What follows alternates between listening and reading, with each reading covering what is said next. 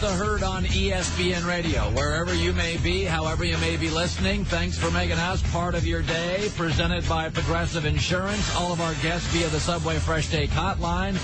Simulcast on ESPN. You just flew overnight from the West Coast to East, a little groggy. 2 Starbucks in and a 5-hour energy. Let's make this baby happen this morning. It is great to be here. Hung out with my kids this weekend in San Diego. Stay classy, San Diego. It's one of the things that you just can't define, and you can't. Agents try, they can't. People that do this for a living, marketing companies try, you can't. Some people become stars, some people pop, and some don't. Movie studios in Hollywood. There is no magic potion. Some guys pop, Brad Pitt, other guys don't. You can't really define a star. Politics, television, comedy, music, some people pop. Reagan, star. Clinton, star. JFK, star. Al Gore, smart enough. Didn't pop. Just doesn't. Jimmy Carter. Walter Mondale. It's not an intelligence thing. It's often not a policy thing. In music, Van Morrison, Elvis Costello, legends within the industry. Bruce Springsteen's a legend everywhere. It's the same with golf. We've had literally 10,000 great golfers, okay? About 9 have been stars. Jack, Tiger, Phil Mickelson, Ben Hogan, Arnie. By the way, it's not just about winning. Vijay Singh wins a lot more than Greg Norman. Greg Norman was a huge star. He was inconsistent. Got to be consistent. No, you don't. Greg Norman wasn't. Oh, you got to win the majors. Greg Norman didn't. We got to be American. No, you don't. In fact, Greg Norman's known for choking, not winning. Star. Wines, clothes, Learjets, million-dollar speeches. I mean, never won a Masters, never won a U.S. Open, never won a PGA championship. Vijay Singh won a Masters. He won 2 PGA championships. He's got 15 more tour wins. Not a star. Is it a warmth? Is it it? I don't know. You see it all the time. Democrats were sure Al Gore was a star. But on television, he just disappeared. He's just vanilla, forgettable.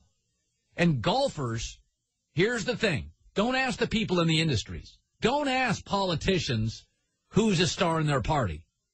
They've got an agenda. Don't ask golfing handicap guy, scratch golfers. Don't ask them. They've been selling us Dustin Johnson, Ben Crane, Ricky Fowler, and Adam Scott. They're the next Tiger. First of all, nobody's the next Tiger. Just the name, Tiger. 97 to 2007, 14 majors in 10 years. There's never going to be another Tiger. Erase him. What about Bubba Watson? He sounds regional. Bubba. Jack doesn't sound regional. Mickelson, Tiger, Ben Hogan don't sound regional. Bubba Watson, he's a star. How come he wins the Masters and the ratings plummeted? But I watched Rory McIlroy this weekend, and Rory was always close, but I think golf has found their next guy. Now, he's not going to be Tiger. Let's face it, golfers. In the country club circle, a lot of you didn't like Tiger. Threw a club, swore, didn't look like everybody else, didn't pay homage to you. You resented him. You were praying, pushing guys to be the next Tiger. None of them were, and Rory won't be either. But he checks all the boxes. He's got a physical presence. America likes big and strong. Look at him. He's got a chest. One of the few golfers can take his shirt off and not embarrass himself. Look at him. Off the tee. Smokes it. We like that. Long drive guy. He's great early. Translation, the media can label him a prodigy. He's won majors. He's good when it matters. In our celebrity culture, he dates well. Likable with the parents. Is he Tiger? No. Is he Tiger good? No. Is he Tiger popular? No.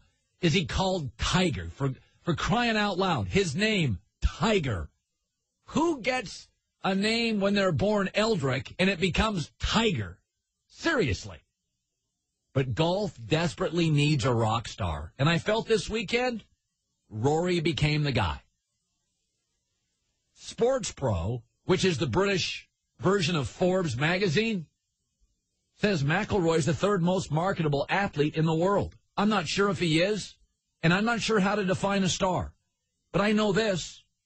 When Rory leads on Sunday, I run to the TV. It's nothing against Ricky Fowler, Adam Scott, Jordan Spieth, but I don't run to the TV when they lead. It's nothing against Bubba Watson. I just don't run to a TV.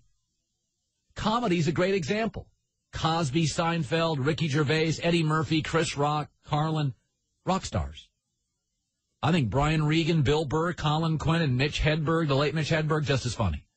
I can't explain it. You probably can't. There's a branding guy that tries. Agencies try to do it. Nike tries to do it. Hollywood tries to do it. I can't explain it. And nobody's ever going to be Tiger. But let's be honest. Don't ask Golf Guy. He's been jamming Ben Crane down our throat for 10 years because he resented Tiger. He wanted anybody except Tiger to be the guy. But I think we found the guy. I think it's Rory. Physical presence, long off the tee, date stars, likability, a certain warmth. I think he's it. And I can't explain it. I've worked in this industry for 10 years. I've seen guys I think are great, never get the big break. I've seen guys I think are okay, always get the big break. I can't explain it. I don't know what it is. I don't know. I mean, you look in Hollywood. I mean, they're just some guys. I mean, shouldn't John Stamos, when you look like that in Hollywood, be a bigger star? Why is Steve Buscemi a bigger star? I don't know. The Herd brought to you by Sport Clips. Client appreciation at Sport Clips. Get a double MVP haircut experience. The price of a single. Hurry, ends July 31st. Yeah, I mean, but I'm watching it yesterday, and just do the test. I always said, sports fans, forget what the stats say. Don't ask media. Ask fans when it comes to bullpens in baseball. Don't ask the media. Don't look at stats. If you're a diehard baseball fan and the manager comes out and you got to get 4 outs and there's 2 men on, tying run, winning run on, and the manager goes, puts up his hand, how do you feel when that closer runs in? I don't care about the stats. Ask the fan. There's a gut feeling you have when that closer comes in. You're like, oh, we're in trouble. Or, oh, no, we've won the game. It's just intuition. I can't explain it. You've been a baseball fan. I have. You get that closer, I don't care what the stats say.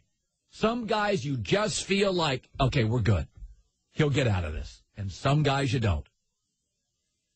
And I feel it. When Rory's leading Sunday now, I'm like, oh, okay. Now, I don't know what the ratings will be for the British. It ends in the early afternoon. It was a beautiful weekend. People were outside. And the truth is, let's be honest about this. There was no competition, which is, that even hurts.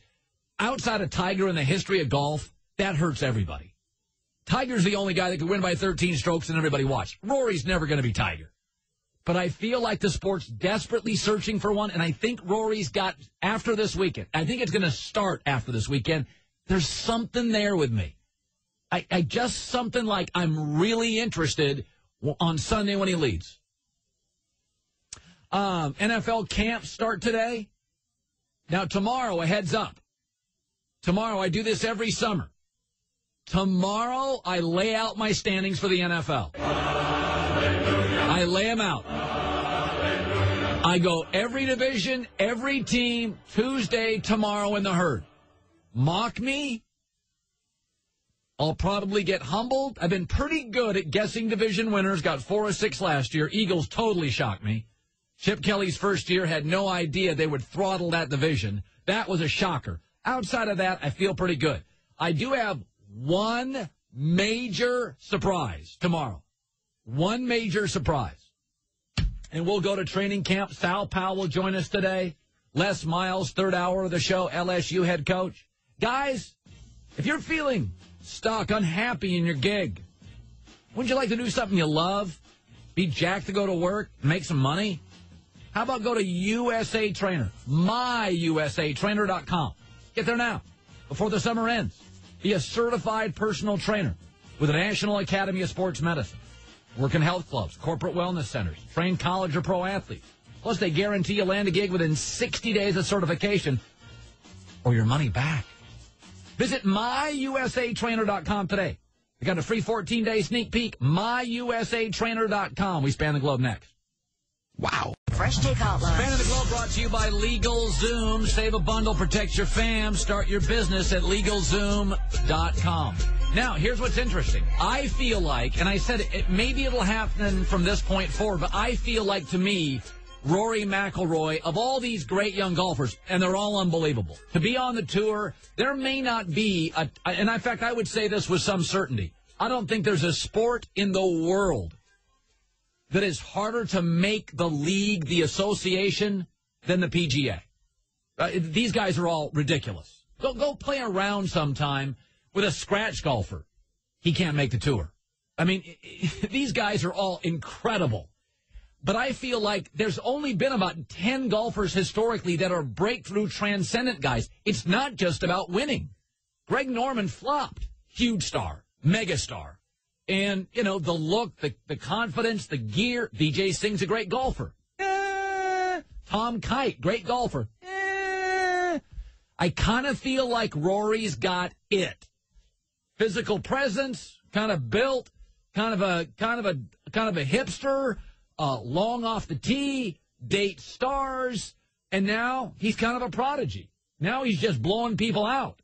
So now it doesn't necessarily translate to ratings. The numbers are in way down from last year, but it should be noted that's when Phil Mickelson won last year, which was an unbelievable story, and Phil Mickelson is one of those 9 all-time stars in golf. Phil Mickelson is a megastar historically. He is a megastar in golf. Phil talks, everybody listens. Phil's leading Sunday. I mean, everybody in this country. All right, if you like sports, Phil's leading Sunday, a major, everybody pours into a TV set. All right, let's span the globe. We do it every day at this time. We call it our daily sports page. Spanning the globe to bring you the constant variety of sports. Spanning the globe.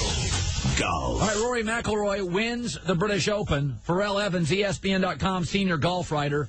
You know, like Tiger, there's a physical presence with him. As a guy who covers golf, Pharrell, what makes him special beyond being long off the tee? Well, I think really it's his presence. I mean, I think Rory had watched Tiger over the years.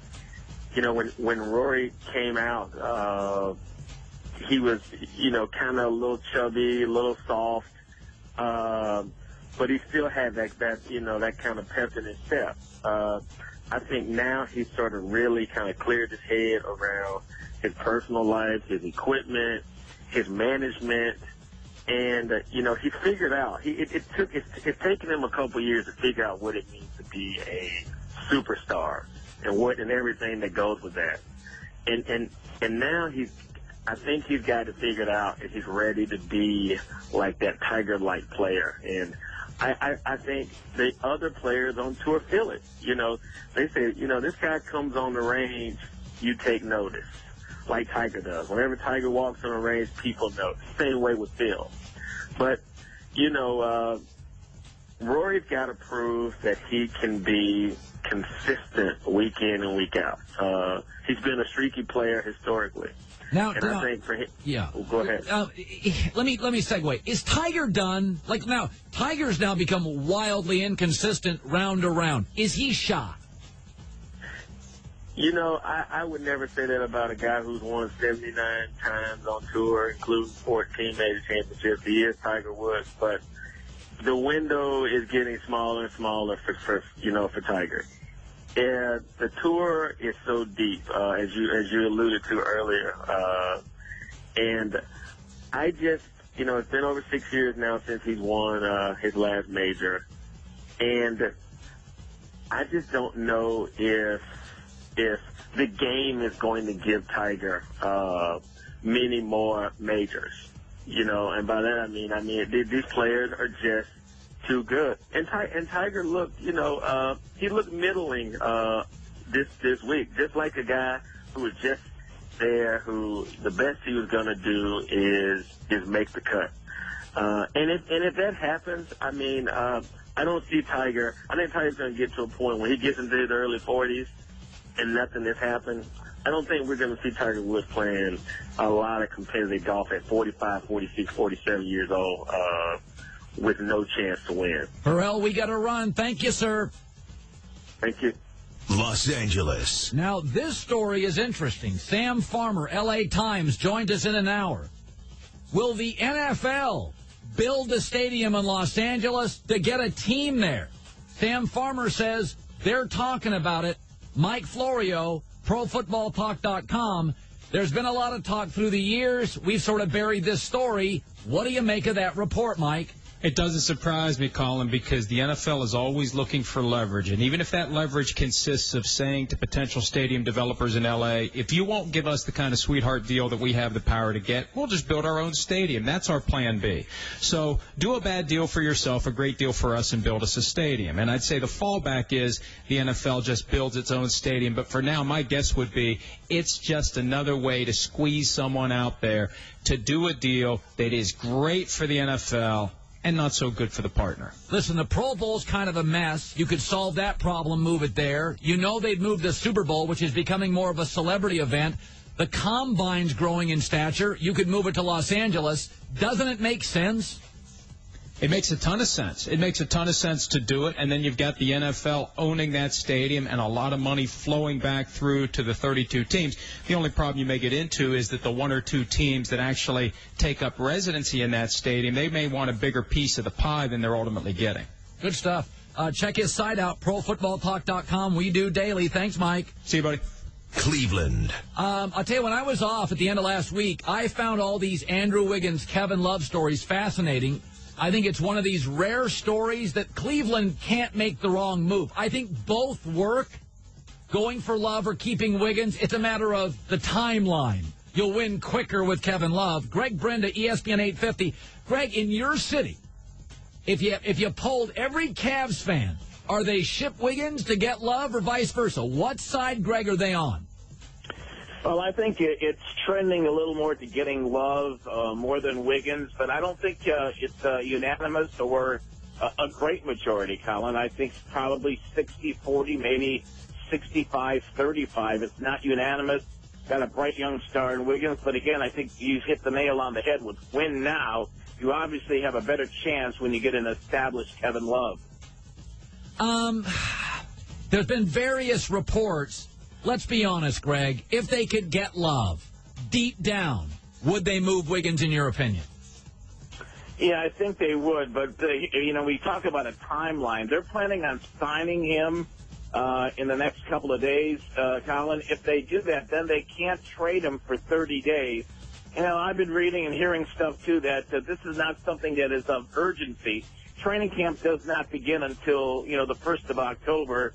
There's a lot of salary cap issues that have to be clarified, rectified, and finished off first. So this still may, Colin, we may not have the urgency that we had last week. Good stuff, Greg. Thanks. All righty. That was spanning the globe. To bring you the constant variety of sport. In the Herd on ESPN Radio. Herd brought to you by Mobile Super Motor Oil. The Herd will be live from the Public House in Chicago on July 30th. Choose Mobile Super for long engine life. Tomorrow, at this time, I am releasing my NFL standings. Take note, America. I've got a major surprise, and I'm gonna mock me. The lines will probably be changing globally based on my opinions. Clouds will open, tides will rise. It's almost a given. Coming up next, we used to be uncomfortable at this network doing something. As of today, we're not anymore. The Herd. The Herd on ESPN Radio, available in the sports section, free tune-in radio app. I thought Rory McIlroy yesterday, as he wrapped up the British Open, I thought, all right, golf has their star. But the ratings are in this morning, and you didn't watch it. So I can be wrong on this. And I've said this to start the show. I've never been able to put my hand on it. I think the late Mitch Hedberg had the best material I've ever heard from a comedian. Never a star. Some people, Brian Regan, Colin Quinn. I've seen Colin Quinn at Caroline's twice in New York. Killed both times. I mean, just so good. And by the way, he's been on Broadway. He's popular. Don't get me wrong. He's the single best comedian in the country on Twitter. But is he Ricky Gervais? No, he's not. Now he's successful. He's great, but he didn't get the sitcom. Ray Romano did. Colin Quinn doesn't. So I think Colin Quinn's material's great.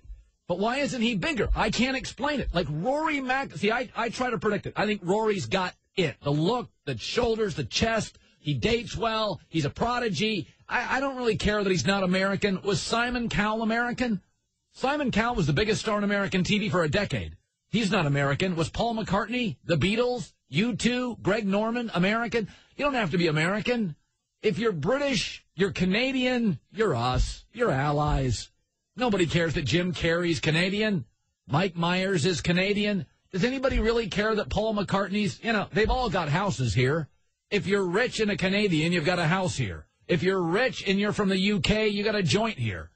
So I watched it yesterday and I thought, okay, golf's got its guy, but I looked at the ratings this morning. I'm wrong. You don't care. Here's what you do care about football.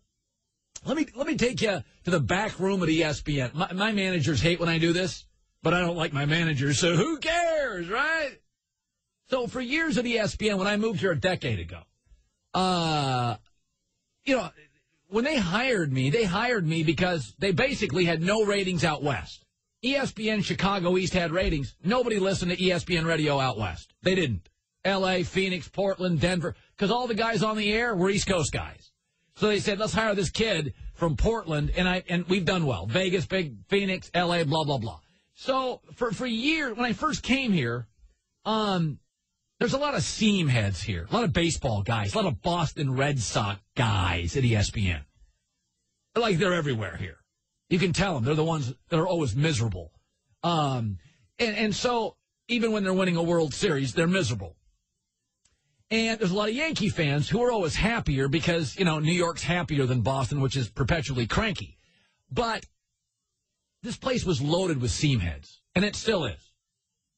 And when I first came here, I'm like, dude, it's August 1st. Camps are open. I'm all in on football.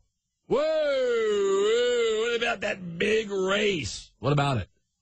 Nobody out west cares. I mean, it's football season. My friends bet football. They're in fantasy football. It's football season.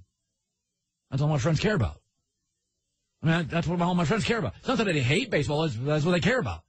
But there was this sense at ESPN, hey, proper respect to the national pastime.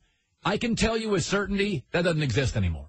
In fact, if you're a manager at ESPN and you're clinging to baseball, you're literally hurting yourself promotionally. You're like a dinosaur. Is that even Matthew Berry's come out, he just gave up on rotisserie baseball. He's like, I'm all in football. I'm not taking a shot at baseball. I was at a Padre Met game this weekend. My kids love it. I had a great time. I'm going to a Yankee game. I'm going to a Cub game next week. I go to more baseball games. But football's what this country's into. By the way, England's got cricket. They like soccer. We have baseball. We're into football. Maybe it's betting. Maybe it's the violence. I think it's a combination of a bunch of things. The starting times, 1 o'clock, 4 o'clock, Eastern Sunday, whatever it is. So today is the first time since I've been here. We're in late July, and everybody's like, camp's open, let's talk football. It used to be you had to arm wrestle seamhead guy here in management. Whoa, a big race in the American League. Not anymore. It's like, it's football's here. We're going Sal Pal next year. It's just what you care about. And that's not to say there aren't great races in baseball. There's a lot of good teams in baseball. There's a lot of good races. God, the National League is wide open. I mean, you got 4 teams, Reds, Brewers, Cardinals, everybody in that division. Everybody, Pittsburgh, everybody's fighting. The American League East is wide open. I mean, everybody's down playing the Yankees. What are they, in second? I mean, that whole division's wide open. Tampa Bay was awful out of the gate. But Now, you could say there's great races, but in baseball right now, it's feast or famine. 11 teams are totally out of it. White Sox, Twins, Astros, Rangers, Mets, Marlins, Phillies, Cubs, Padres, D-backs, Rockies, they're done. So that's 11 cities that are out. I mean, they're done. And they all have very popular NFL franchises. So as good as the races are, about a third of that sport's done. And if you look at those cities, they all have massively popular NFL teams in those cities. Let's go to Patrick. You're in the Herd on ESPN Radio, Patrick. Thank you for letting me on your show, Colin. I'm a big fan. Okay. You know, Rory is an amazing golfer, amazing talent, fun to watch. But the problem is it has to come naturally. Media outlets and ESPN.com can't just force it down your throat. The next star, everyone's going to turn on to Rory. You know, if it's just more natural, you feel like you're picking the star, you're picking the favorite. You don't know who's going to win next week, but you think Rory has a chance. Well, let me ask you this. Let me ask you this. He's won 3 majors. How do you not? I mean, forget ESPN. Fox just spent $100 million on golf. They're going to be forcing Rory down your throat too. This whole idea that ESPN forces soccer down your throat. Did you see the ratings, folks? I love soccer. Okay. We're not forcing it down your throat. The ratings are huge. It quadrupled hockey, and it was a great year for hockey. Nobody's forcing Rory down anybody's throat. He just dominated the British Open as a kid. It was his 3rd major. Forcing somebody down your throat would be taking the guy who finished 28th and leading ESPN.com. Rory is dominating when he's on. He's dominant. He destroyed the field this weekend. So I've never bought into that. The media is forcing. First of all, it's called a remote. Buy one. There's a 31 sports channel. Secondly, how are you forcing Rory McIlroy down anybody's throat? He's winning majors going away. I'd argue we're forcing Bubba Watson down people's throat, who's a regional delicacy at best, and frankly, he doesn't really want the coverage. He's not that warm. I hear that all the time. You guys are forcing. Is the Weather Channel forcing that cold front down your throat? No, it's a cold front. It affects a lot of people. They broadcast it. Forcing what down anybody's throat? This weekend, you had a British Open. A kid crushed it. His 3rd major. He's in the Jack Tiger Legacy department this morning based on his age and the titles. What's forcing anybody? 1-888-SAY ESPN. Top of the hour. A story, and for the first time, it's got legs regarding the NFL in Los Angeles.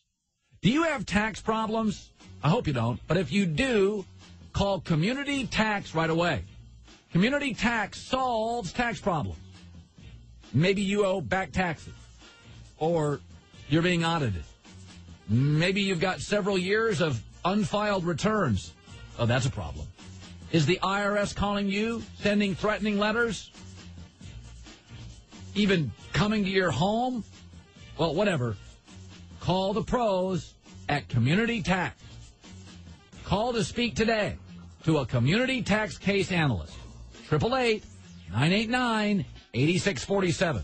Or to me, what's easier, go to CommunityTax.com. Do not deal with the IRS yourself. They're not your friends.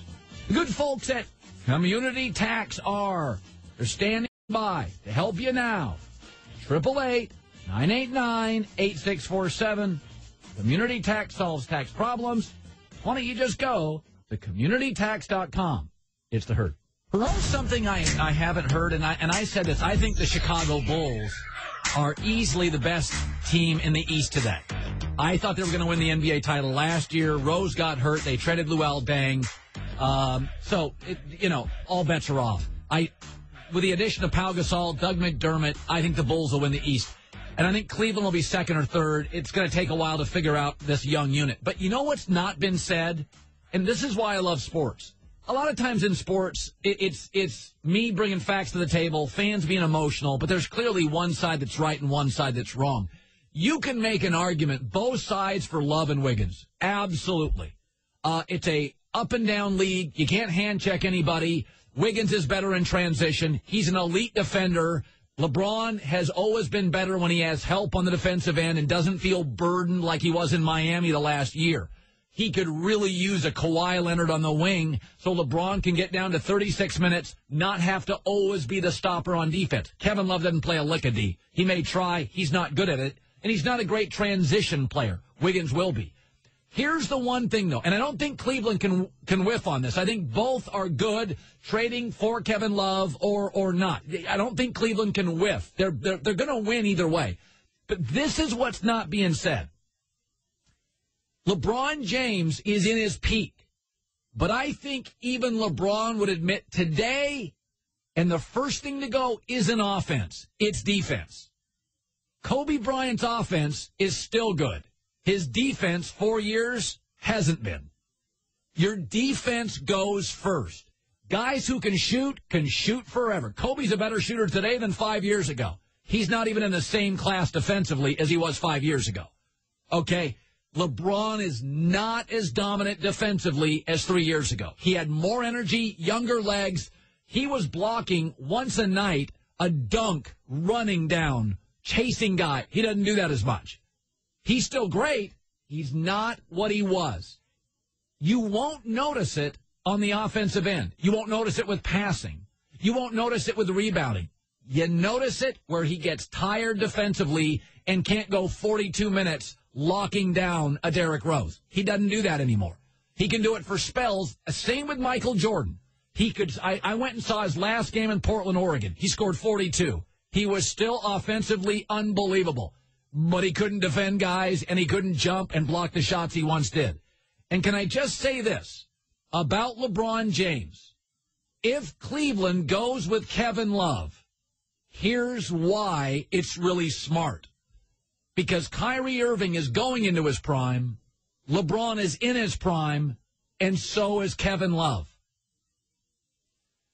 That's how you win titles. Generally.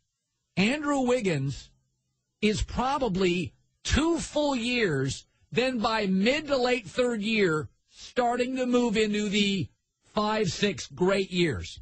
LeBron could be out of his prime. And the East could be a lot better.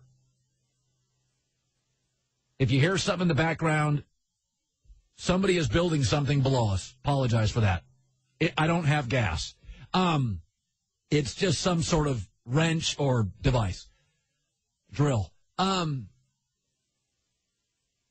Think about Andrew Wiggins. It took LeBron 6 years to really get into his prime.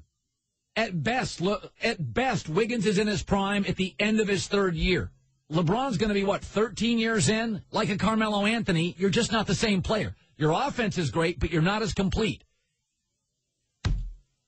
And the East is there for the taking outside of Chicago. Strike, iron's hot, win it now. In 3 years, the Knicks could get it together. Those Washington Wizard players are all in their prime. They may get Durant as well. The East is there for the taking outside of Chicago. Chicago's going to be real good for 2 years. But right now, it's there. It's right there for the taking. How do you know what it is in 3 years? Don't you think eventually these teams with cap room drafting all these young players in the East are going to get better? By the way, we're talking about Rory McIlroy. I think he's going to be a star, and I think this weekend cemented it. The ratings don't prove me out, don't bear me out. He's still not a star. Dana, you're in the herd. Go ahead. Well, hi, Colin. Thank you. I really enjoy your show. Thanks. I'm a big football fan and a slight NBA fan, but I never watch professional golf tournaments. Yeah. I've watched a little bit of celebrity tournaments. Yeah. But I became aware of Rory McIlroy just watching ESPN stories. But yesterday I tuned in to see him win and hear him speak when he won because he's cute, he's sexy, and he's charismatic. It's like watching your favorite actor or watching Tony Romo golf, you know. It's just great. Well, no, Dana, I said this last week, and I took some heat for it, Dana. Sometimes women watch guys because they're good-looking, and sometimes guys watch women's tennis because they're attractive. That is okay, Dana. There is nothing wrong with that. That's why Tom Brady's popular. Brett Favre had a rugged sort of sex appeal that women liked. Women can say that nobody has a problem. A woman can say, he's kind of hunky. But if I come out and say, I'll be honest with you, I'll watch that Canadian tennis player because smoke mom. Whoa, that is misogynistic. No, she's attractive. And, yes, I have eyes. And I still have functioning testosterone. That's part of it. It's okay to say that. Yeah, Rory McIlroy could take his shirt off and not embarrass himself. You can't say that about every golfer. He's kind of jacked. He's long off the tee. He's an athlete. That's part of it. Good-looking young kid. Coming up next, we dive in next hour into the NFL from all angles, coast to coast. The Herd on ESPN Radio.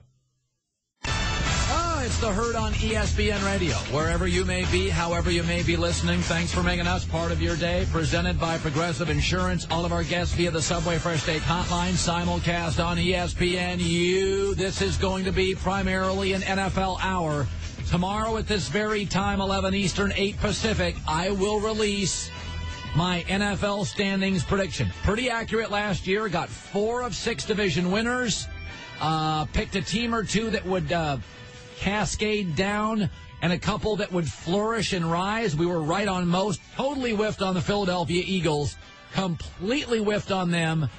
Still surprised Chip Kelly went college to pro and dominated a division in his first year. A lot of different topics. Let me just throw this in. I said to start my show an hour ago, I feel like, and I've never been good at this, because my favorite comedians are often not who America loves. I'm not great at guessing who the next star is. In my business, I've heard guys on radio, and I'm like, that kid's a star.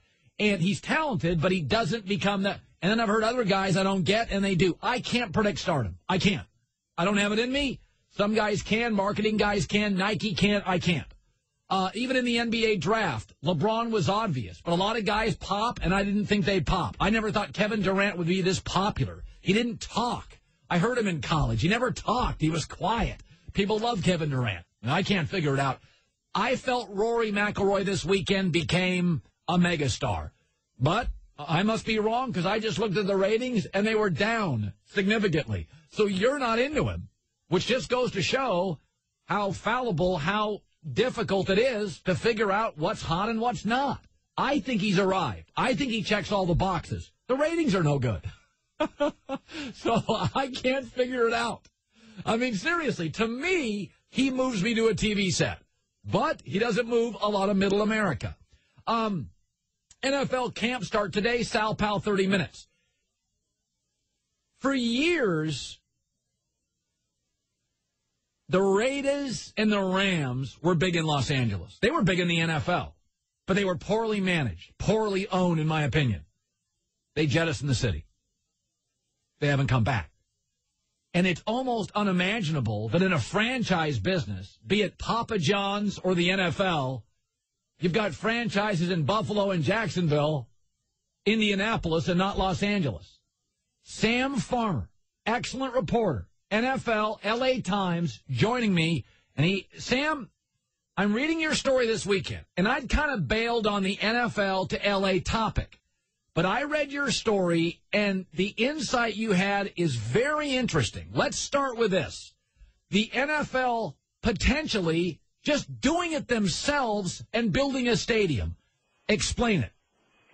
Yeah, well, thanks, Colin. This is a really interesting concept, and the league taking over this process and building a stadium itself and financing that by selling the naming rights, all the big one-time sales, naming rights, PSLs, selling the corners of the, and it is the landlord for one or two teams that come into LA.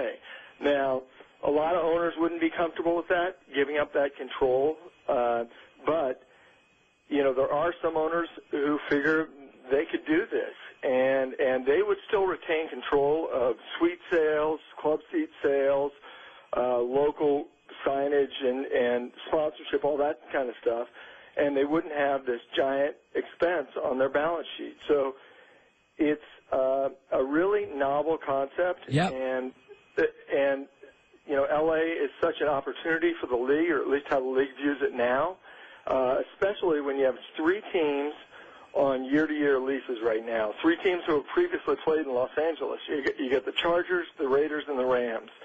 And, the league kind of looks at it and says, now's the time.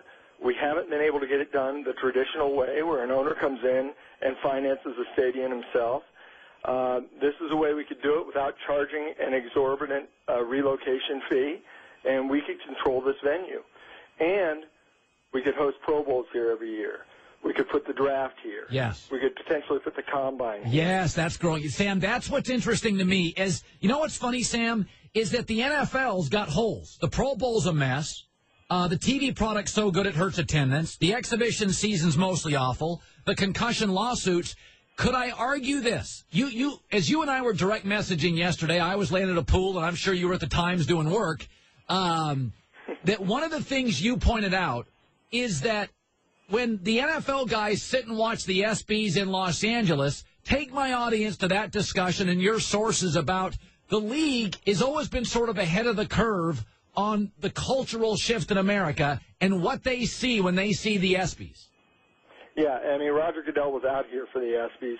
He wasn't at the ESPYs, I don't believe, but he was out in Los Angeles at this time, and they really see Los Angeles as sports meets entertainment, meets big business, meets a global culture. And it's the nation's second largest market. The fact that they haven't been here for 20 years is just mind-boggling, although they've used Los Angeles as a hammer to get deals done in lots of other cities. So LA's been very valuable to the NFL even without a team, maybe more valuable without a team than with a team. But I want to tell you one other revenue stream, and I mentioned this in the story, but it didn't get a lot of play. The concept of Super Bowl PSLs. And in the next few years, I don't know if we're going to have a team in LA, but I'll tell you what we will have. The league is going to shift to awarding, it's going to look at the way it awards Super Bowls.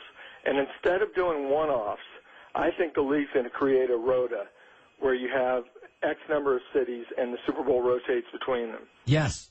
Then they can say you're a Houston Texans season ticket holder at Reliance Stadium. They can say, listen, Houston's going to get 4 Super Bowls over the next 20 years.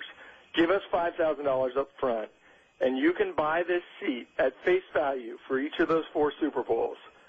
That's a Super Bowl PSL. It's a way to finance a stadium in Los Angeles. I think that's the first domino to fall. I think the way they award Super Bowls is going to change. And that's going to change everything. Well, it's really interesting. Sam Farmer, great NFL reporter, LA Times, who's saying basically the NFL now is strongly considering saying we'll build the stadium, which if you look at what is happening in America, Sam, where bloated pensions have bankrupted major cities, the reality is these cities cannot pass these bond measures. People can't afford stadiums. It's really, really difficult in some jurisdictions to get stadiums passed, and the NFL saying, we'll pay for it. Let me ask you this. At the end of your column, you brought up something very interesting, and I'll let you explain it, where people are going to say, yeah, but LA's already had teams, and they whiffed. And to that, you say? Well, you mentioned the bad ownership. We had bad ownership vis-a-vis getting a new stadium with Al. We had it with Georgia Frontiere. The league looks and says, listen, the Patriots were failing in New England at the same time. Robert Kraft comes in. The Seahawks moved their operation to Anaheim for a week. They were going to move. Paul Allen comes in, totally rebrands that franchise, and look at how strong they are now. A new stadium in this dynamic market, the league takes over. They can make it work. There's no fear about how they will fill the stadium. And if you look at the attendance numbers when those teams were in L.A., the Raiders' last game drew 64,000 people. Now, that seemed like they were rattling around in the Coliseum because it seats 90. But the Rams led the league in attendance 11 seasons.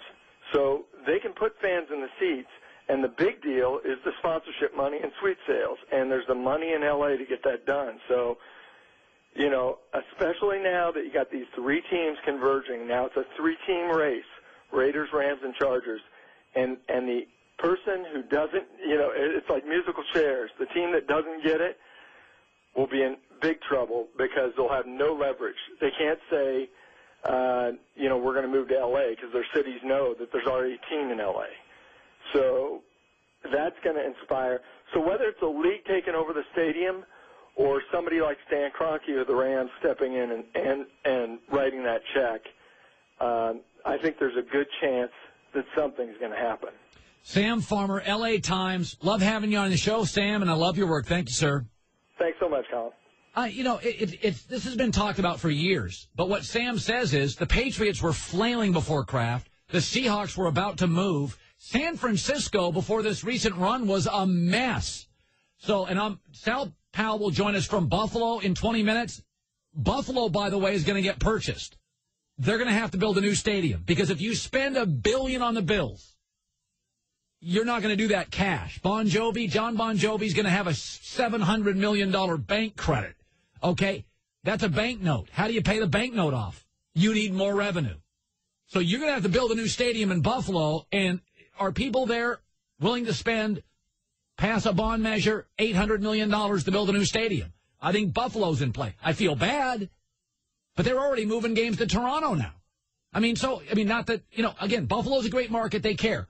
But the NFL looks at that combine. Folks, in the last 7 years, the combine's become a real event. It's in Indiana. I like Indianapolis, but they get enough stuff. The combine is college stars. Johnny Manziel, put him in L.A. The draft, college stars. New York, L.A., Chicago, San Francisco, Dallas. So I think I thought the article, NFL may just say, we're not a local municipality. We're going to build a stadium. We'll sell the naming rights off, make money back. I don't think it's the worst thing. Barbecue fans, get to Subway. Delicious $6 foot-long special. Barbecue oven-roasted chicken melt. Subway, eat fresh. So the New York Post prints a story. The Yankees are hosing you peeps. Okay? And the Yankees are like, no, we're not. The Post is ridiculous. I'll take a side. Yours. Actually, I'm not going to tell you what side I'm going to take. It's not yours. It's actually not. I'm almost a hate monger next. Yeah, it'll sound like I'm hosing the fans, but I can either take the fan side, the Post side, or the Yankee side. I'll take one of those next. If you don't have a will, the court may dictate what happens to your property and your minor children. Don't let it happen. It's National Make-A-Will Month. Call or visit LegalZoom today. They've got special pricing on wills and living trusts. They've been doing this for over 13 years. They make it painless to get the legal help you need. Go to LegalZoom.com. Hey, enter my name, Colin, in the referral box at checkout to save even more. Protect your family and future today. LegalZoom provides legal help to independent attorneys and self-help, but they're not a law firm. The Herd. ESPN Radio presented by Progressive Insurance. You could save hundreds in your car, business, and recreational vehicle insurance from a local independent agent. Go to Progressive.com. That's Progressive. L.A. Times, Sam Farmer, very interesting stuff. This weekend, his sources said they may just build a stadium in L.A. and get it done. NFL's like, let's build a stadium. And it just solves some of the NFL's issues. The Pro Bowl's a mess. Put it in L.A. The Combine's growing like wildfire. Put it in L.A. It's nothing against Indiana. It's not, but it's just like this league. Remember, Roger Goodell's wife used to be a TV personality at Fox. He gets PR. He's very television aware. He constantly hates the preseason because he sees empty seats. That doesn't bother Bud Selig at all. It drives Roger Goodell nuts. He is very PR aware. And he's looking at this league, and he's looking at the cultural explosion in America and the celebrities, and he's got a team in Jacksonville and Buffalo and not Los Angeles. And he's saying, we're going to make something happen. And as Sam Farmer pointed out, 3 teams are on a lease right now. Chargers, Raiders, and Rams. They've all played in L.A. before. They still have fan bases there. The Rams left town selling out games. They were not unpopular. They were poorly run. So I saw this story. I can take one of 3 sides, the New York Post, the New York Yankees, or the fans. So let's just forget the fans. Let's go right after. I can't support anybody else in the media, although the New York Post is nice to me.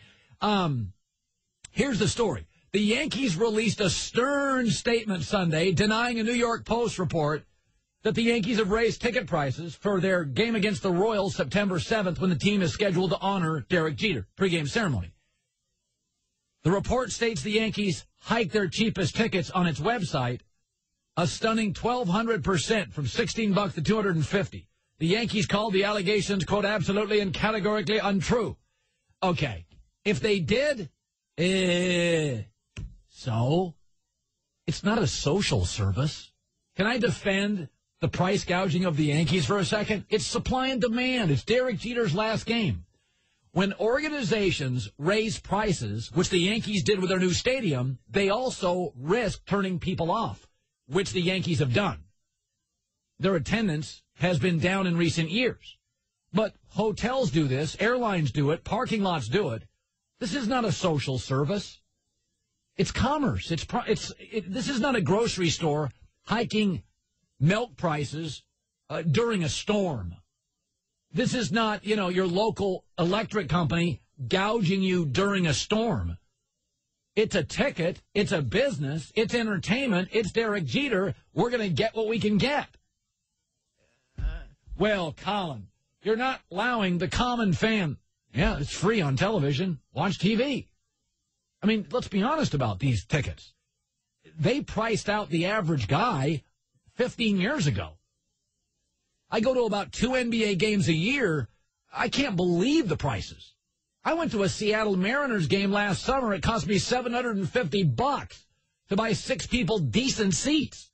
They have outpriced the average fan in New York, especially years ago.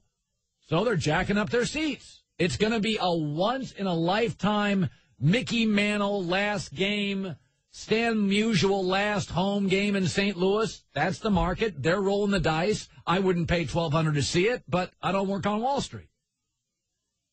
So how much does that bottled water cost at the amusement park?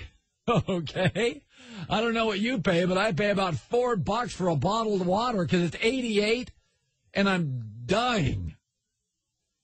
And you can bang on the Yankees, but correct me if I'm wrong, but every team in baseball, when the Yankees come to town, gouges fans, don't they? It's commerce. Don't go to the game. It's on TV. It's on radio. It's on the Internet. It's on the web. I know I don't relate to the American public. Listen, these teams have priced all of us out.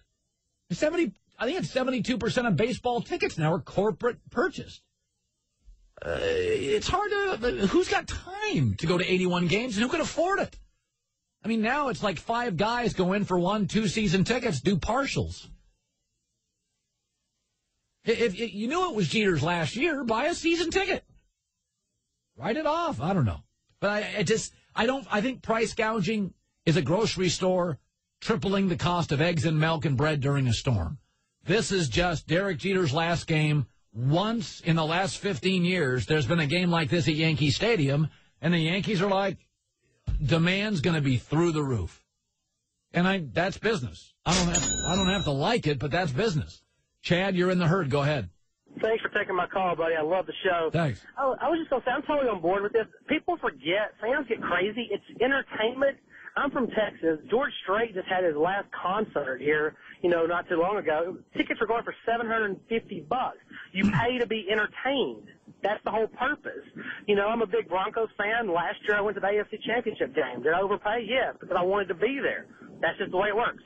Yeah. Supply and demand. By the way, George Strait, did he say that was his last concert? That wasn't George Strait's last concert. He said it was a George Strait concert. Yeah, I had a friend go to Garth Brooks in Vegas. Oh, he paid a lot of money.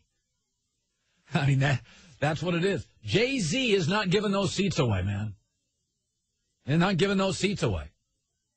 So, we're going to go to Sal Pal is going to be joining us to talk about, I believe and I'll just give it to you right now. Tomorrow I'm releasing my NFL picks for the year, my standard.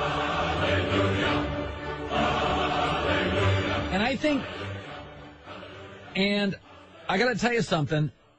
I think, and I'm going to talk to Sal about this, I think there's a handful of teams trending down in the NFL. I don't like where the Cowboys are going. I don't like their defensive stability. I don't like where Detroit's headed. I do like where I think Buffalo's interesting. I like San Diego's offensive line. When Phillip Rivers has time, he's really good. They've not only stabilized their offensive line, it's a really good offensive line. I think there's certain teams trending up. I like the Jay Cutler, Mark Trestman thing in Chicago. I think Carolina's trending down. They lost too many offensive weapons, and I don't think Cam can carry them. Sal Palantonio is going to join me next. He thinks there's a team, an up team and a down team. Dominic, by the way, are you mad at me for not defending the fans on this price gouging thing? I can't say I'm mad at you, but I don't agree with you one bit. You're raising prices on not only adults but kids too to try to see Derek Jeter's last game. Well, I mean, kids. I took my kids to a Padre game this weekend, but I took them because it was a Padre game. Listen, if kids can go to all sorts of Yankee games, kids aren't going to go to Derek Jeter's last game. It's going to become an adult experience. I mean, it's just sometimes it's going to, by the way, kids can go. There's a lot of rich guys in New York. They work on Wall Street. They can have their kids go. But let's be honest about it. I just took my son to a baseball game. Even if it's Derek Jeter's last game, your son's going to want to be out of there by the 6th inning anyway. Get a babysitter. Take your buddy. You want to be there for the last at bat. It's going to be like 9:55. Your kid's going to be falling asleep. You don't want some snotty kid in the ninth screaming and kicking. Jeter's last at bat, and you got to go to the yogurt stand and appease your kid. I mean, seriously, it's probably a take your best friend night. You've grown up with Derek Jeter, with your buddy. You've gone to the games. You've been a Derek Jeter fan forever. You're both 47 years old. It's two guys going to a game. It's not take your 5-year-old night. It's not. Take a picture, Instagram it. It's not something you take a 6-year-old to. He didn't live through Derek Jeter's career. Your 38-year-old buddy has been watching Jeter for the last 15 years. It's not gonna connect to a 6-year-old kid anyway. And you want to stay for Derek Jeter's, final at bat. Your kid wants ice cream. There's no point there. Believe me, I just took my son Saturday to a Mets Padres game. 7th inning, it's like, here's the 4th pretzel. When you start financing food, you know it's time to go home. Sal Powell next, the Herd on ESPN Radio. By the way, that was George Strait's last concert, I've been informed. And it's not, September 7th isn't Jeter's last game. They're making it a special Derek Jeter Day. But my point is, when you get these special moments with Derek Jeter, who's very close to a Mount Rushmore Yankee, he would be Mount Rushmore for any other team in the sport, but, the Yankees have had a few of those. So you're going to get outrageous pricing. Remember, people also have season tickets, and they resell it on the secondary market. That's not a Yankee issue. So teams roll the dice when they raise ticket prices. They roll the dice, and the Yankees have rolled the dice on rising ticket prices in the last 3 or 4 years and have been smoked on it, been completely burned on it.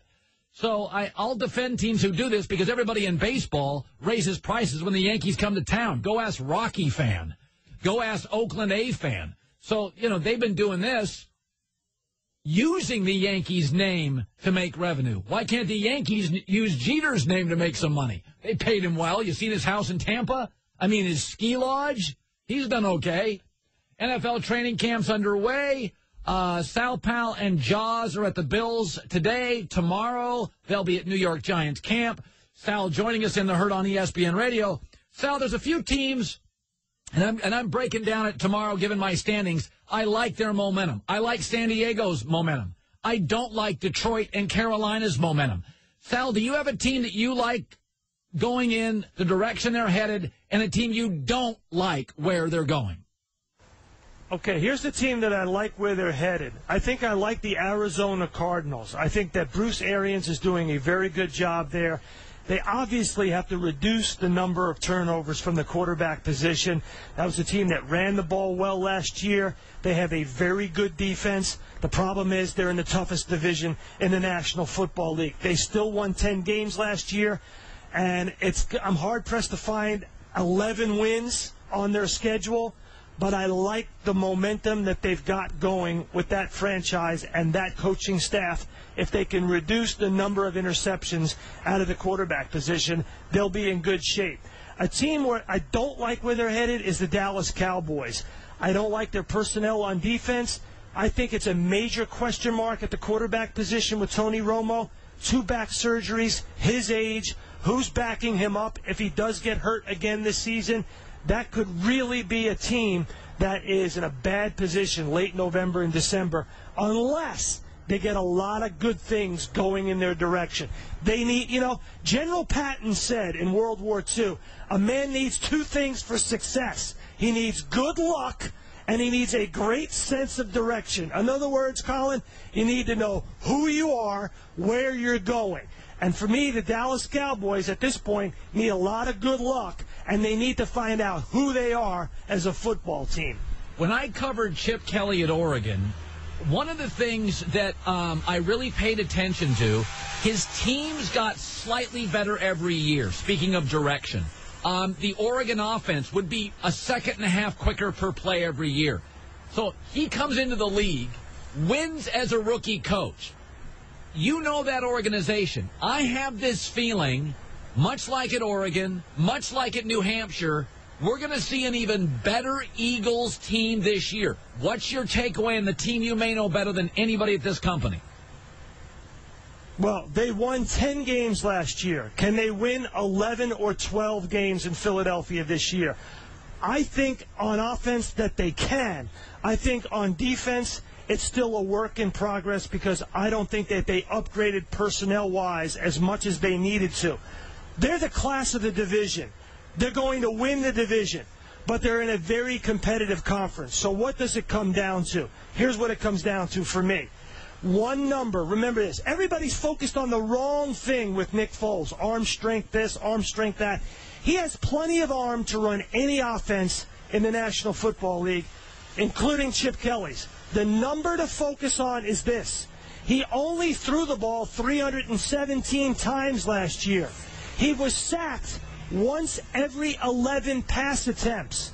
If he throws the ball a full 500 times, like the Eagles did as a team last year, he would be sacked this year 47 times. That would lead the National Football League. That would not be good. So watch him in training camp in the preseason. Get the ball out of his hands. Nick the quick. Pull the trigger. Trust what he sees. That's what they're telling him in training camp. Get the ball out of your hands. Don't hold on to the ball. Don't take sacks. Right now, he doesn't throw interceptions, but he takes too many sacks. I think that's the key to getting that offense where he wants it so that he can relieve the pressure off the defense. Don't put the defense in bad field position and in bad clock management position as they did sometimes last season. Sal Paolantonio, ESPN, we're underway. First of many live shots. Today he is in Buffalo, actually an offense that's got some personnel, and I like their head coach. You're a longtime NFL guy, Sal. Roger Goodell is very aware of perception. He hates the exhibition season empty seats. Bounty Gate. He wanted to make a stand that we're taking concussions seriously. L.A. Times, Sam Farmer says they may just buy a stadium, build a stadium to get a team there, celebrity culture, move the Combine, move the Pro Bowl, move the Super Bowl there. Sal, you know Sam Farmer, been around the league like you. This is the first time I've read something and thought, okay, this has legs. What do you make of that talk? In other words, you're telling me that the Buffalo Bills are the team moving to L.A., and I'm telling you that's not going to happen. I think if any team is going to go in to an new L.A. stadium, it's going to be a team from California. You fill in the blanks. I think when you look at the lease that they have at Ralph Wilson Stadium, it's very difficult to get out of. First of all, there's a $400 million penalty until 2019. And you've got to convince a federal judge in Erie County to go along with an injunction to move the team. What judge in the home county of the Buffalo Bills, the guy's house will be under constant watch. It's just not going to happen, okay? So then in 2019, there's a clause that says you can get out at $28 million. Still, you got to go through in front of the judge. I think this, and we just reported this on SportsCenter, this franchise, which was valued at $870 million by Forbes magazine recently, will be sold, the Bills anticipate, for north of $1.1 billion. So the question mark to that new team owner is this: can you make a go of it financially at about $1.1 billion in the current stadium, which is being renovated to the tune of $130 million this year, or do you need a new stadium either here or in some other city? And I think the answer to the question is you can do it at Ralph Wilson Stadium with the thought that you would build a new one here. I think Roger Goodell, Bob Kraft, Jerry Jones, they're behind the Bon Jovi group, I think, and the Toronto group together. They will meet the number of about $1.1 billion, and they will make a go of it here in Buffalo. I don't think they're going to move the franchise out of this city. I really don't. Sal Powell got his shades. Get a sweat towel, baby. It's summer. It's New York. I can see that sweat coming, baby. Hey, I'm sweating because it feels like the regular season when I'm on the Colin Cowherd show. And listen, I'm here with Jaws. This is the kickoff of the 10-day tour, all 32 cities. I mean, come on. It's football season, Colin. You got to sweat a little bit. Good seeing you, bud. All right. Sal Palantonio. Jaws ranked all the NFL quarterbacks over the last 2 weeks. He's got Russell Wilson ahead of Eli Manning. But ask yourself this. No, seriously, ask yourself this. Now, Eli's got 2 rings. Russell's got 1. If I told you today the current model of the NFL, fewer turnovers, mobile quarterback, I'd take Russell over Eli, and I'm an Eli fan.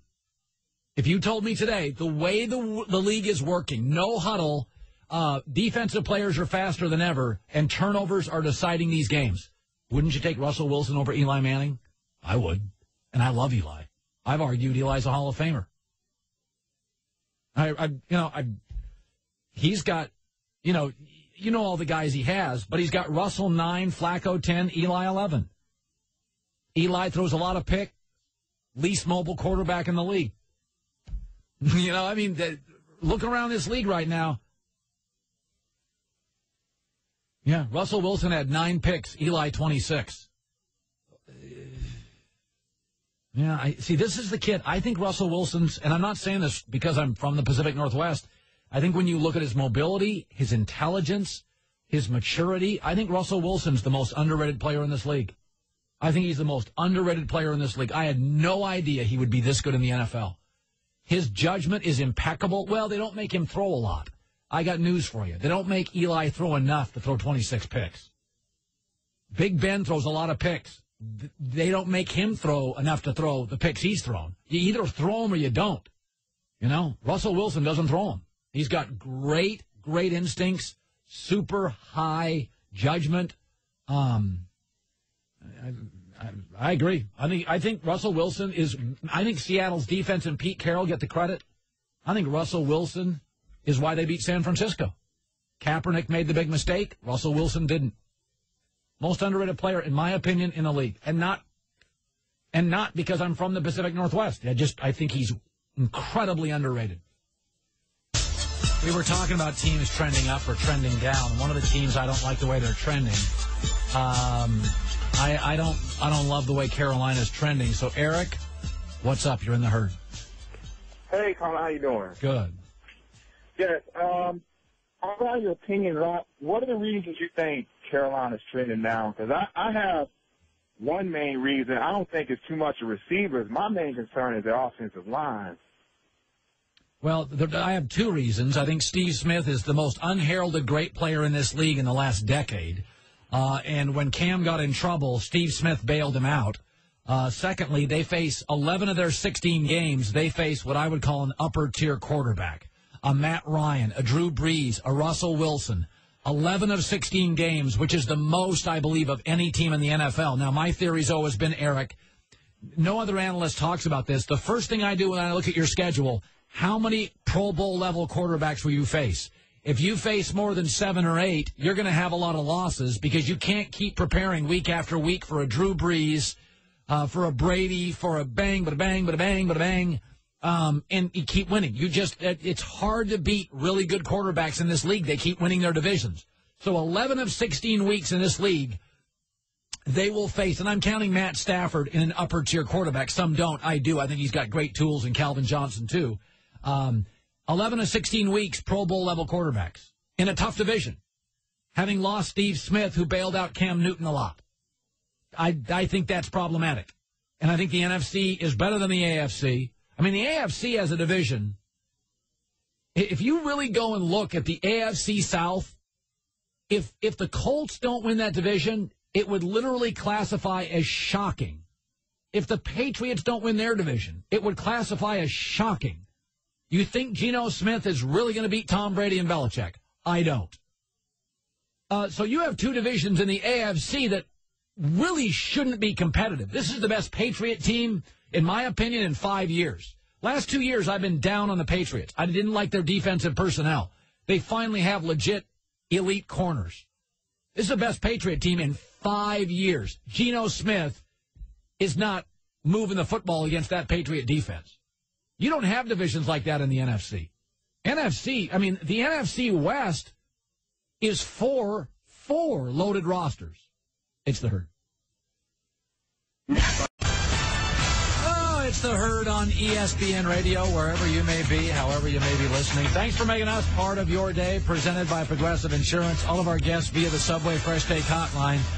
Simulcast on ESPNU, final hour on a Monday. Tomorrow at 11 Eastern, 8 Pacific, I'm going to release all my NFL picks for the year, all the standings. I'll tell you now, I like the way Chicago's trending, San Diego's trending.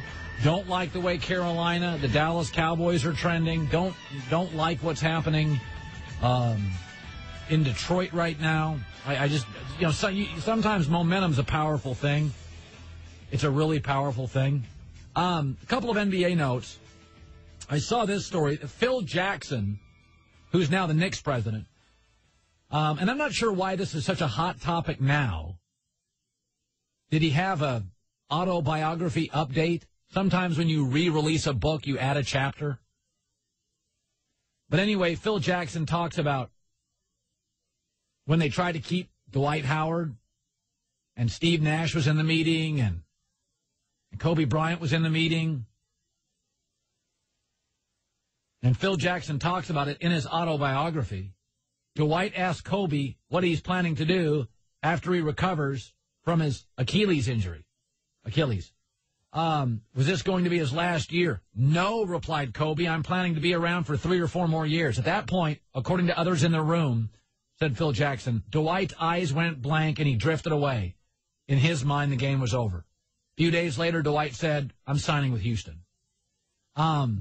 Jeannie Buss wasn't happy when she heard the news. She was convinced that the result would have been different if her late father had still been there, healthy enough to be involved in the negotiations, which I believe to be true, is that, and I guess, a large percentage of my audience has always been sales guys, especially at this time of the day. Because right now, it's noon Eastern, guys are driving to lunch, and it's 9 Pacific. People are driving to work. So a lot of the guys listening to my show are in sales, and listen, certain guys are just better closers. Certain women are just better closers. There's maybe a natural warmth. There's an ability to a salesmanship that doesn't feel heavy. Some guys can sell. In college sports, anytime like a school that historically doesn't recruit well, has a great recruiting class, there's always a claim that, that team's cheating. I'll give you an example. The best tight end, high school football tight end in California, USC wanted him, just signed with Duke. One of the top 5 linebackers in California, Stanford wanted him, Oregon wanted him, UCLA wanted him, he just signed with Duke. Is David Cutcliffe cheating? No. He's got a natural warmth. He's a salesman without feeling like a salesman.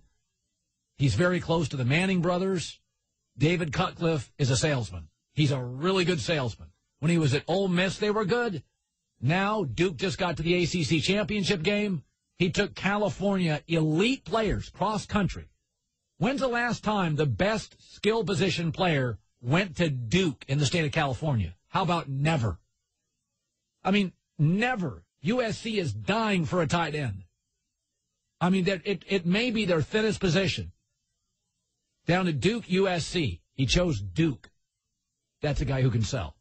And Mitch Kupchak, the Lakers general manager, is not a salesman. The Lakers need one. Phil Jackson can sell a message. That's not Mitch Kupchak's strength. And in the loss of a great salesman, the Lakers have made a mistake. In the absence of a great salesman, they've made Kobe mistakenly their salesman. And he's not. Kobe's about Kobe. His last contract, prime example. He's selfish. Now, Michael Jordan was selfish too. Great players are. Some more than others. But the Lakers lack that sort of salesmanship, and that's not what Mitch Kupchak does. Good basketball personnel guy, really nice guy, not a salesman. That's not what Mitch is. That's why he brings in Kobe. That's why he brings in Nash. That's why he relied on other people. Jerry West, the late, great Jerry Buss. The Lakers don't have the hook. They don't have the closer anymore. And so they've given it to Kobe. Kobe, you're a closer. A lot of stars don't want to play with Kobe. Coffee's for closers only. Yeah, and Kobe is great, but he's not a closer. He's not. He's a star who takes a lot of shots. So,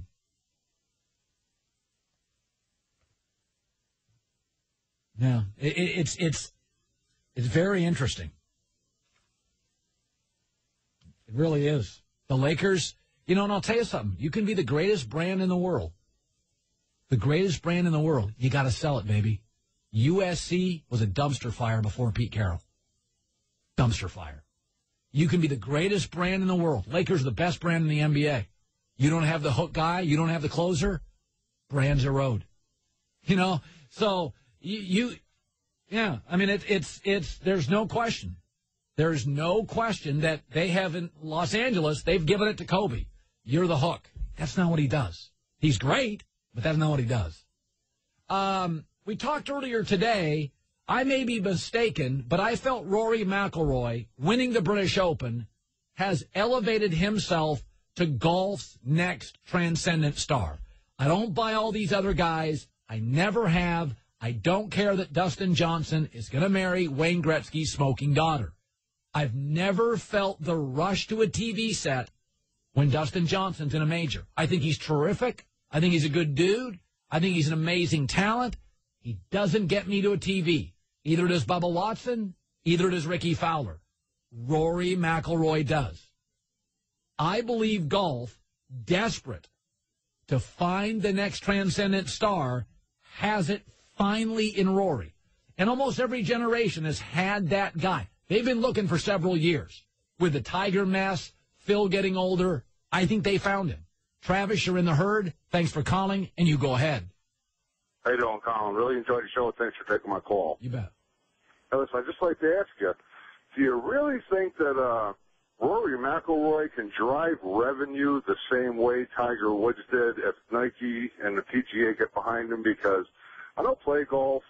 I don't really watch golf, but it was so fascinating when Tiger was dominating because as a gambler, I know that for about 4 or 5 years, the standing bet for PGA golf was Tiger Woods or the entire rest of the field. I don't know if Rory can do it. I don't think he can do it. And it seems to me that in the immediate future, we're going to see a serious downward adjustment in the amount of money that these tournaments pay out. If I get your thoughts on that, I'd appreciate it. Well, first of all, Travis, he will not be Tiger Woods. Tiger Woods is a comet. You're right. There'll never be another Tiger Woods in my life in golf. There's been two guys that have literally changed the sport, Jack and Tiger. So, first of all, Travis, it's like comparing anything to the NFL. The NFL is in its own galaxy. Every other sport can have their niche. Do I think Rory is Tiger? No. But I do think he's the gap between Tiger and these other really gifted guys like Ricky Fowler. I think he's less Tiger, but more than those guys. I'll give you an example. A lot of people say he's not consistent. Dale Earnhardt Jr. is not consistent. Consistency can be overrated for popularity. Greg Norman was wildly inconsistent, but a rock star on tour that moved the needle. I think Rory is the next guy.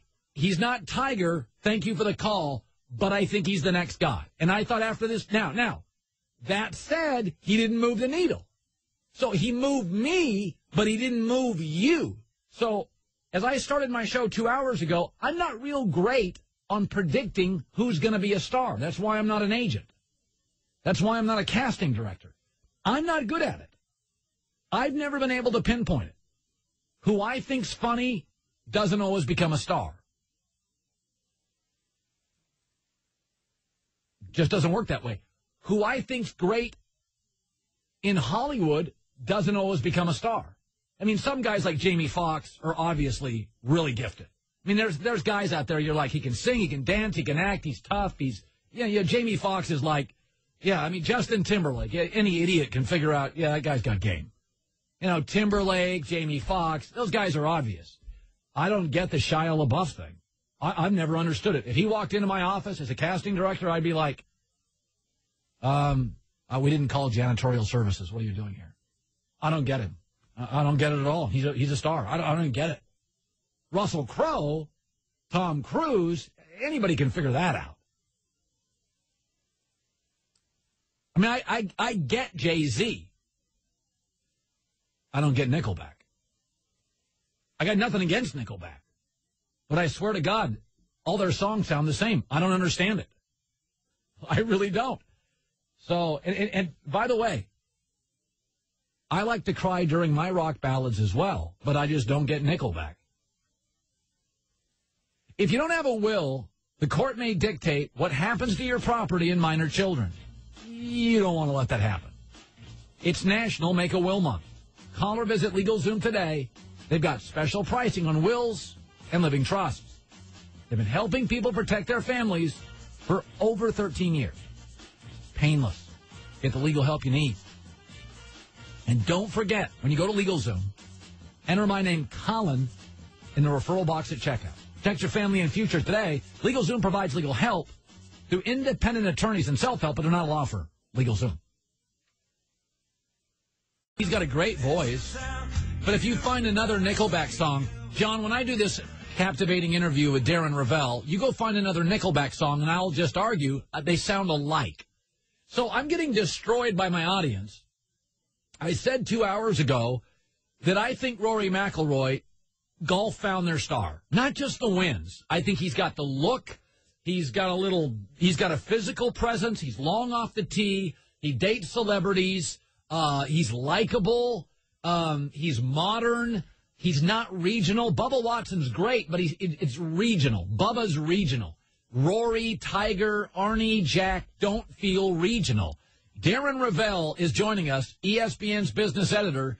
Okay, my audience is like, Colin, we're not into Rory. You swing and you missed. You tell me, Darren, is he a global star?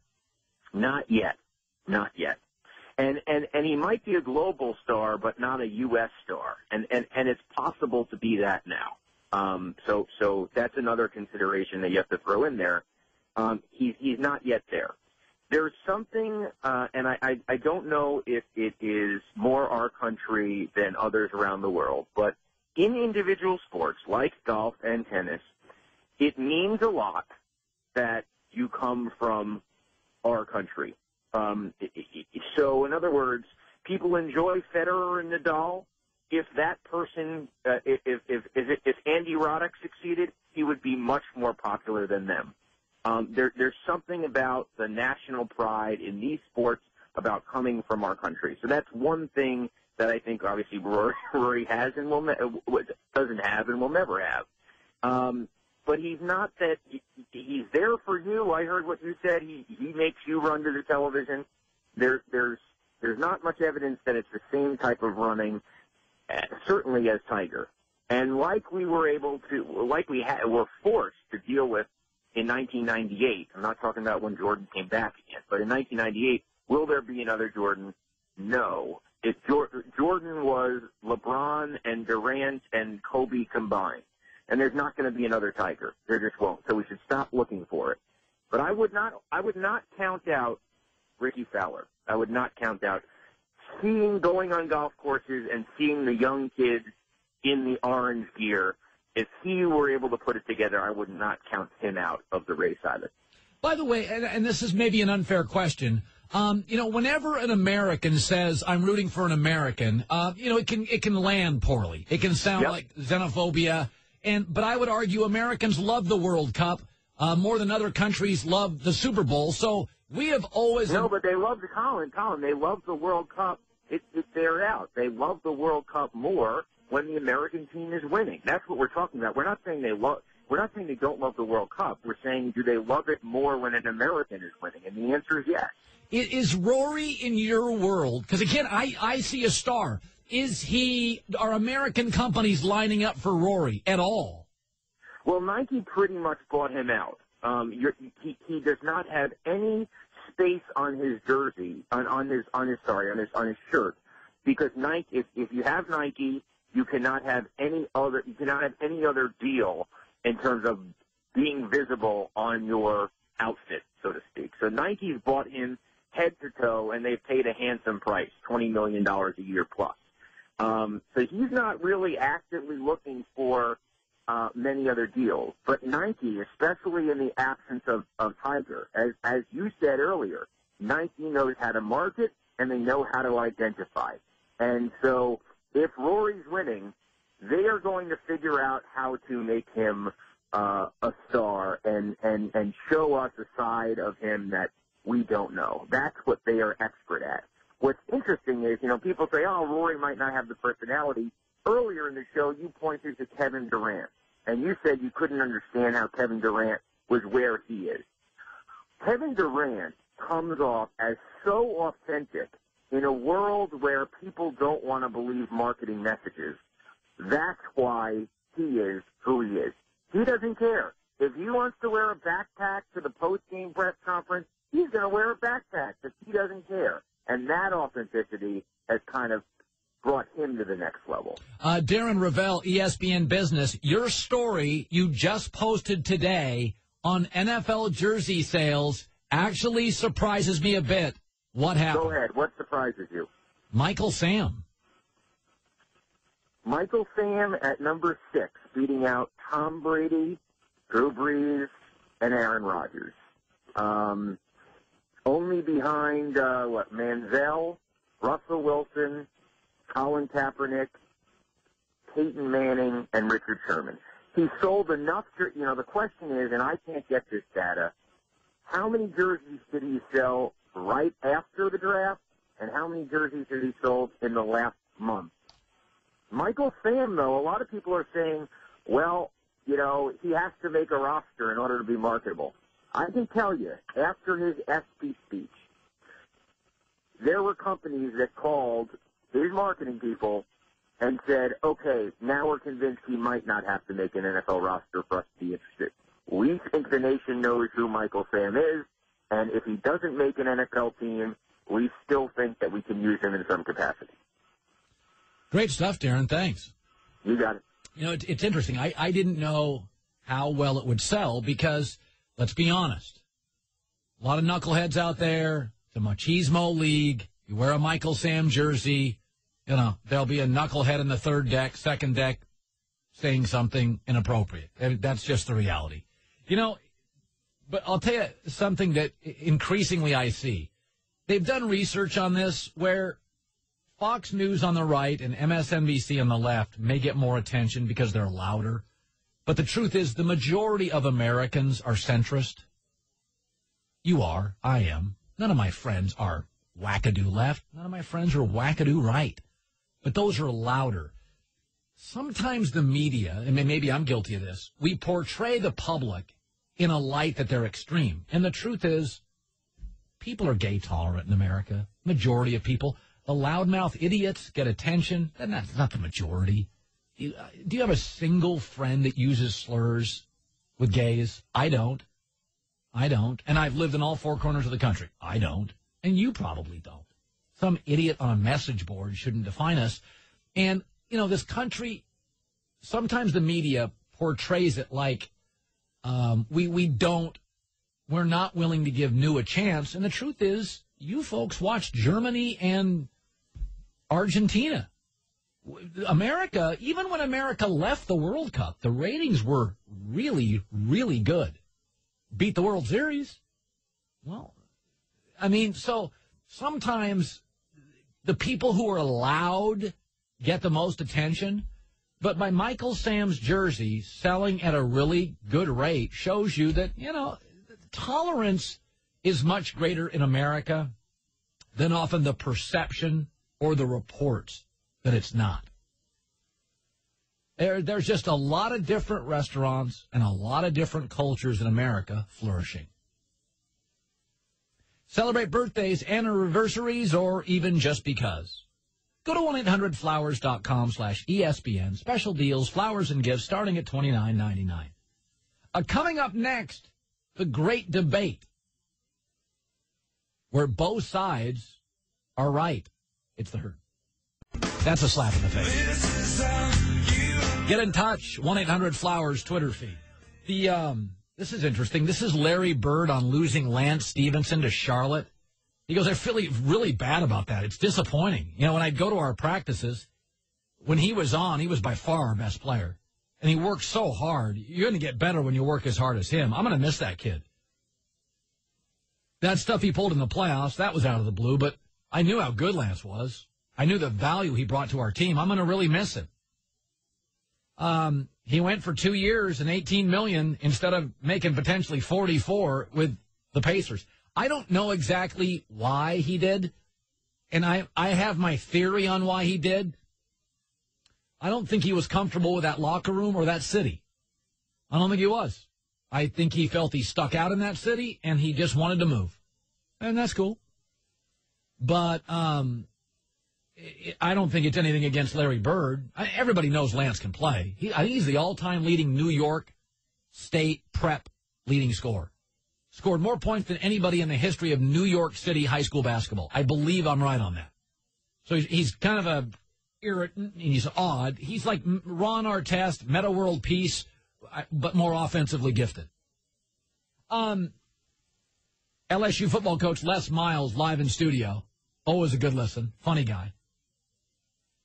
So when I was off the last several days with my kids out west, there's a lot of disagreement and debate over, do the Cavs give up Wiggins and go for Kevin Love? And I find it pretty fascinating because the people who say, make the Kevin Love deal, you're better now, he fits perfectly with LeBron, LeBron's in his prime, Kevin Love is too. Yes, yes, yes.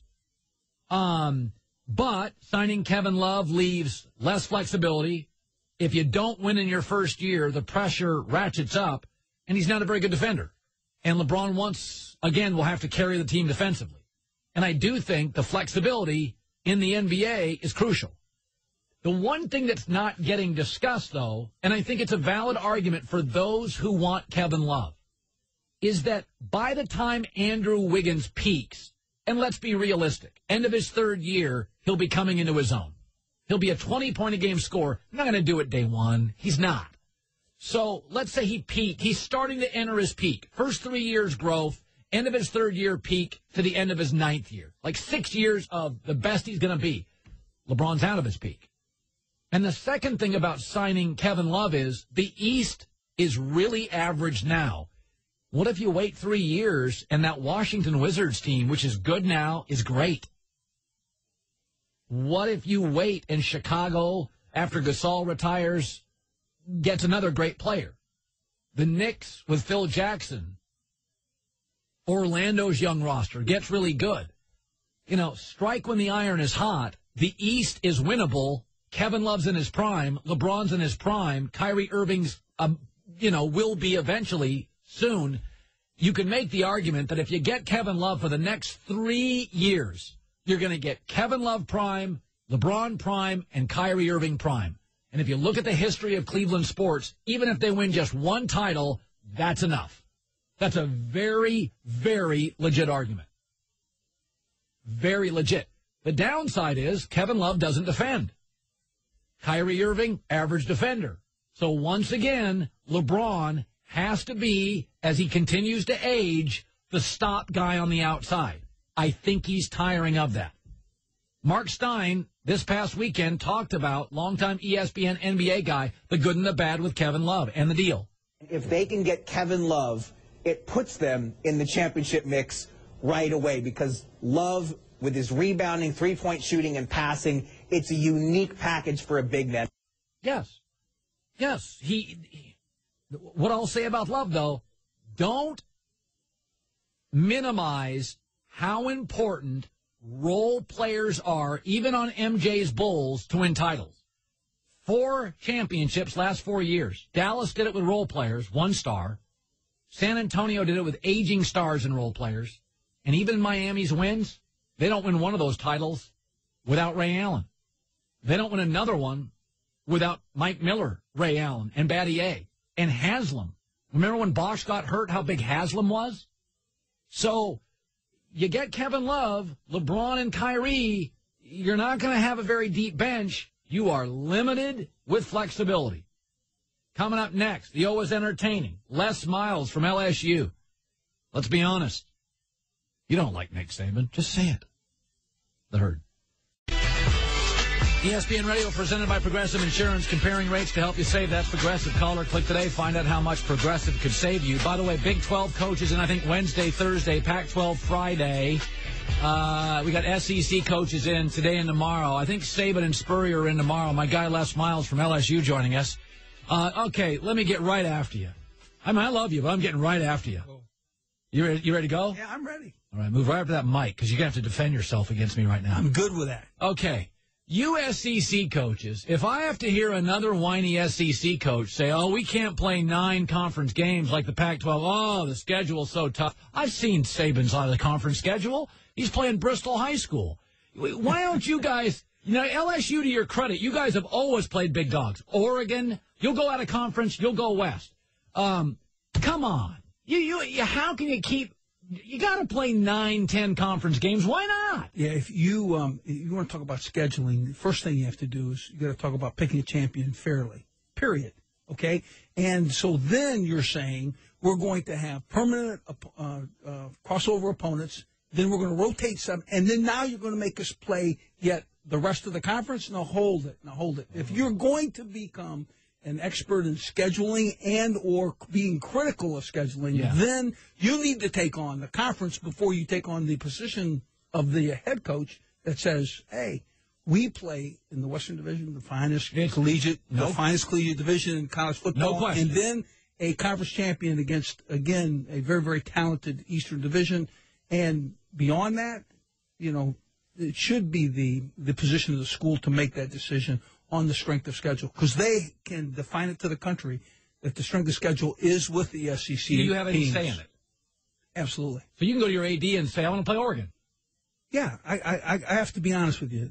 We look at that as a one quality opponent in a non-conference position that will challenge us and raise our level of play. And we've kind of done that, probably with exception. Not necessarily every year, you but do Virginia but Tech, routinely. Oregon. You've gone out west, Arizona State a few years ago. Here's your schedule this year. All right, you're playing Wisconsin. That's not bad. Oh, boy. Sam Houston State. No need for that. Well, I just want you to know the opportunity for Sam Houston State to come to Tiger Stadium and to see us. What a wonderful experience for those guys. Are you kidding me? I love the Wisconsin one. Well, Wisconsin will be a great, very competitive game. All right. Hey, let's be honest. Nick Saban drives me crazy. I got him on tomorrow. He drives me crazy, too. It is like when you go recruiting players in the South, and I've defended the SEC forever, it's just cutthroat. You ever, go into a home and Nick just left, or Nick's coming in? Or are you guys such empirical powers, you don't have to cross paths? You ever see a guy at a kid's house? Yeah, I have to be honest with you. I cannot tell you that I've crossed paths with Coach Saban. I can tell you that I know we've recruited the same guys. Oh, sure. I've been in the house at a different time necessarily, but no, we've not. Although I have to be honest with you, it would be met with very cordial hello and greeting. And, you're both pros. It's been great. Now it's funny because LSU, Alabama play. There's like 50 NFL guys out there, and I've always said this is that to some degree, the media fell in love with Nick. And I keep saying, when Nick's losing to Auburn and LSU, either every year or every other year, is the media a little too kind to Nick? Have we moved him into Messiah territory when you guys are beating him on a regular basis? That you can give me an honest opinion. I have to be real honest with you. I don't know that the media has done that. I can tell you that the job that he's done is really it's challenged certainly LSU. We look forward to meeting that challenging competition. You guys always raise your level with Alabama. But I just want you to know that there's no begrudging a position that is appeared that the media is anointed one.